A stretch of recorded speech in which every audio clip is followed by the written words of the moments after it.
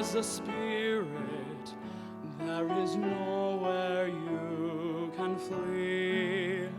Neither height nor death can hide you. Every place is home to me. Trust me, loved one, hear my witness. You are God's own child and heir. Trust me, loved one, hear my whisper. Deep within you I am here.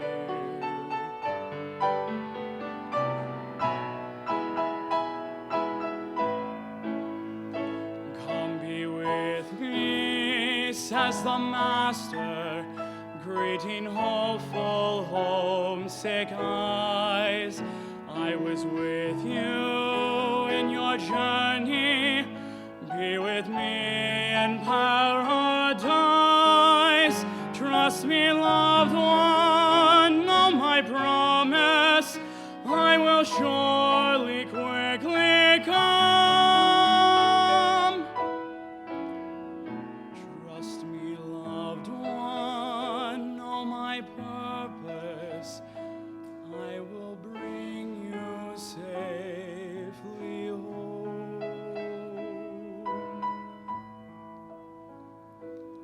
I am with you, come be with me, safely home.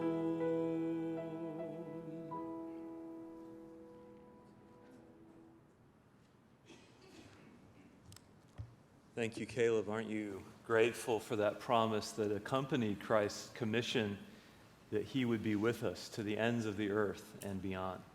If you have a Bible this evening, let's open to Mark 10.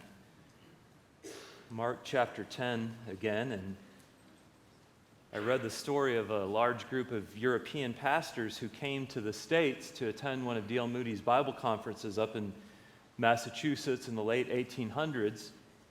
And there was a European custom at the time that if you were staying somewhere, you would put your shoes outside the room you were staying at, and these hall servants would come, collect the shoes, clean them, and polish them, and then replace them by the next morning. Well, these Europeaners didn't realize that wasn't a custom. There was no such thing as hall servants here in the U.S. at that time, but they put their shoes out anyway. And so D.L. Moody is walking through the dormitory halls, and he notices all of these shoes. And so he went to some of the ministry students, and he told them about the problem, and he didn't want to embarrass these European guests, so he suggested, would you all be willing to polish the shoes? And each of them came up with different pious excuses why they couldn't polish the shoes. And so D.L. Moody himself went and collected all of these shoes, took them back to his room, and here, at the time, one of the world's most famous evangelists starts cleaning and polishing all of these shoes. Well, he was interrupted by a surprise visit from a friend who just happened to knock on his door late that night, and his friend saw what was happening, and Moody said, look, I don't want the guests to know. And so sure enough, the next morning, the guests came out. There were their shoes all nicely shined, and they never knew by whom. Well, Moody didn't tell anyone, but his friend told some other men, and so they volunteered, taking turns secretly bringing these shoes to their own apartment and cleaning them during the night. Perhaps that episode is an insight into why God would use a man like D.L. Moody in such a great way, when Jesus makes it very clear that the way you become great in my kingdom is you have to be willing to be a servant, literally to be a slave. That D.L. Moody understood what we learned about this morning about a servant's heart. We saw that the king was willing to be treated as a slave, but that we as followers, the disciples, wanted to be treated as kings, and that the way you become a king is to be a slave, because the king was willing to become a slave so that you could be part of his family, so that you could be a king. And I want us to notice in these 14 verses of this text how much language refers to this juxtaposition. On the one hand, the language of serving of a slave, and on the other hand, the language of the ruling of a king. Look at the serving language in verse 33.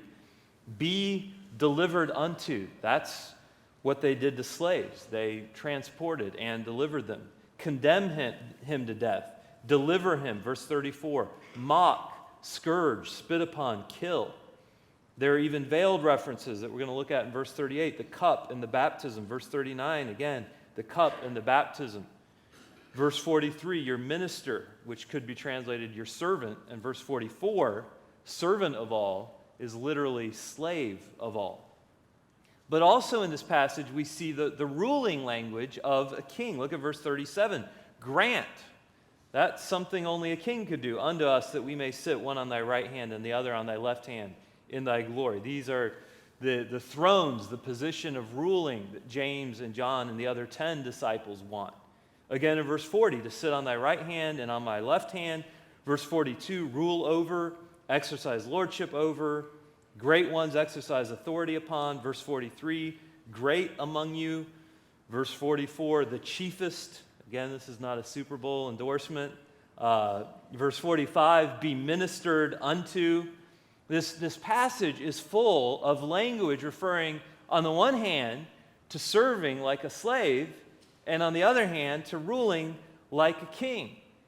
And we saw this morning that most of us, if we're honest, would admit our preference is not to be in the position of a slave, having to serve others, but whether that's at school, whether that's at work, whether that's in our home, whether it's caring for little ones or caring for elderly or sick people, that most of us would say, I would rather not do that we enjoy feeling like a king. We enjoy ruling over others. Even from the youngest age. I remember when one of our children was really little, they hated taking a bath. And so Carrie would put them in the bath water, and immediately they would start screaming and crying. And Carrie very gently would take this warm bath water and some Johnson & Johnson baby shampoo and just massage it into this little one's scalp, and the whole time they're just screaming like death is imminent. And as soon as Carrie was done with that part, with the shampooing, and gave this little baby a rubber ducky or some kind of a bath toy, immediately it was like a switch just turned off, and their crying stopped, and this big smile spread across their face, and they enjoyed playing with their toys in the bath water for the rest of the time. That we recognize pretty quickly that those tears are not tears of pain or sorrow or any kind of real emotional grief. This is manipulation.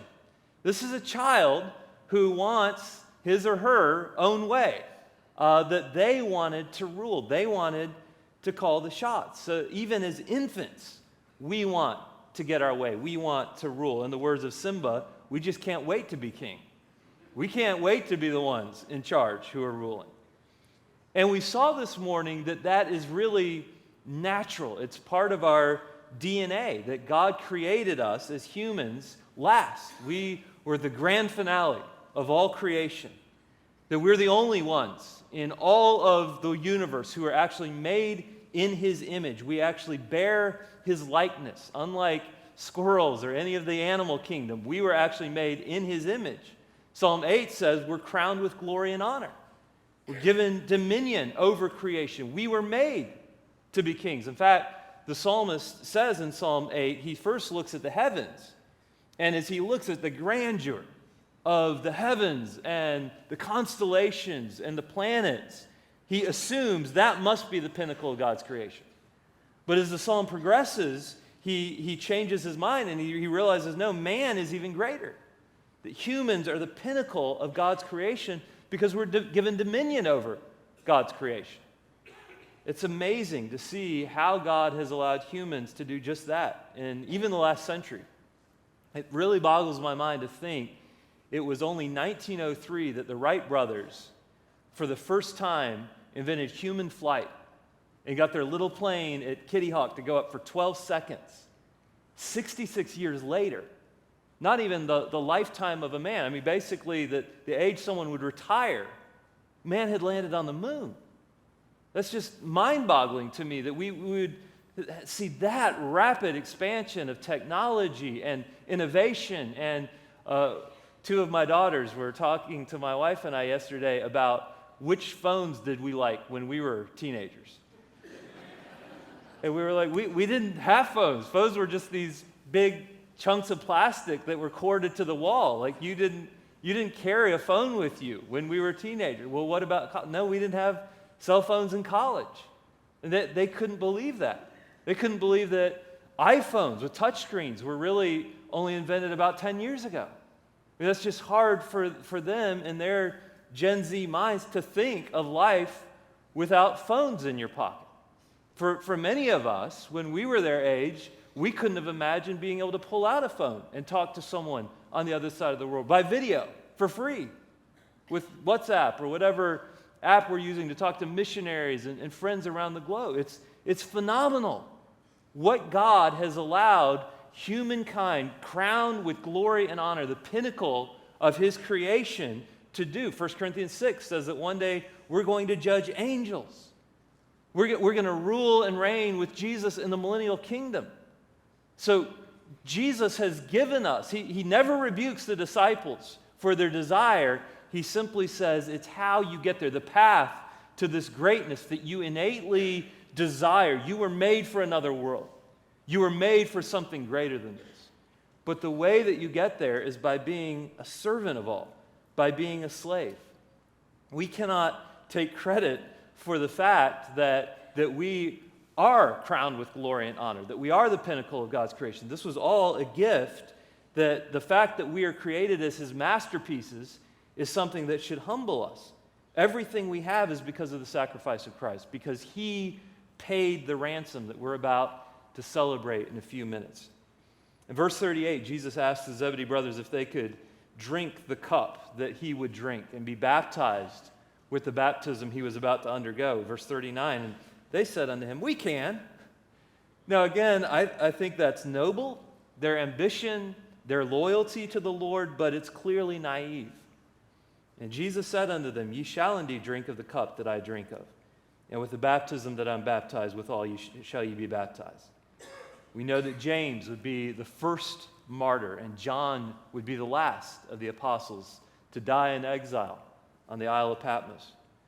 But to sit on my right hand and on my left hand is not mine to give, but it shall be given to them for whom it is prepared. You say, what was this cup in this baptism that Jesus was referring to? Well, in the Old Testament, the cup symbolized the cup of suffering that one would drink of, often drink of the wrath of God. We see this in Psalm 75, Isaiah 51, Jeremiah 25, Jeremiah 51. This is what Jesus is going to call in the Garden of Gethsemane his death. He refers to it as a cup, the experiencing of the wrath of God being poured out over his soul in those moments as he hung there on the cross. He calls that the cup. It refers to God's wrath. This baptism is another violent image of the calamity of God's wrath that's poured out on sinners. It has the idea here of being forcibly plunged underneath waters. I remember when I was, I think in 6th grade going into 7th grade, our church in Indiana sent a big busload of teenagers and adults down to West Virginia, to the New River where Joan Hill lived. And we were going down the New River, and I remember I was the only one in the group, even though I was almost 6 feet tall, I weighed less than 100 pounds, so I had to wear a kiddie life vest. And so I was in this raft, and we're going down the New River, and we got toward the end of the trip, and the guide said, hey, this next rapids is really fun to swim. I think it was a class 3. It was pretty significant, white water, but he said, you guys, I think can do it. And so he took a vote among the people on the raft who wanted to get out of the raft and swim this. And I was the only one who voted no. So everybody else said, we're going to jump in. So I sheepishly slid off the raft with everybody else. And I remember feeling nervous when he started telling us beforehand. He said, if you go underwater, whatever you do, don't panic and start inhaling water. Try to count to 12 slowly. And probably by the time you count to 12, you'll come out of the water. And then he also warned us, he said, now, if you start going close to a rock, do not go toward the rocks, because they'll suck you under with this vortex, and they'll often hold you. You can get pinned under the rock, and you'll never be able to get back out. Well, sure enough, in my little kitty life vest, a current starts pulling me, and I'm trying to swim against it to no avail, starts pulling me to these rocks. And the worst part of the rapids that he told us to avoid.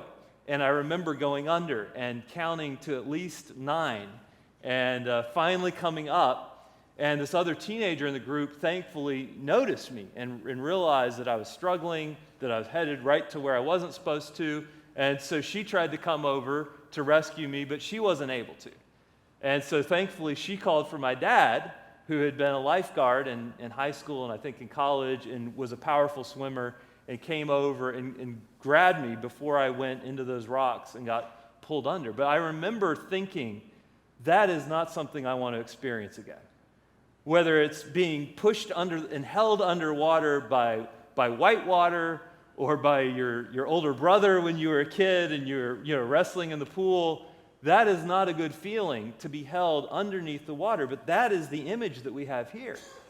This isn't the image of a loving mother gently massaging Johnson & Johnson baby shampoo and warm water into a baby's head. This isn't the image of a pastor in a nice clean baptistry with his hand beneath your head just for a split second, dipping you under the water and bringing you back up to symbolize the death, burial, and resurrection. This is a baptism that we use the English phrase baptism by fire.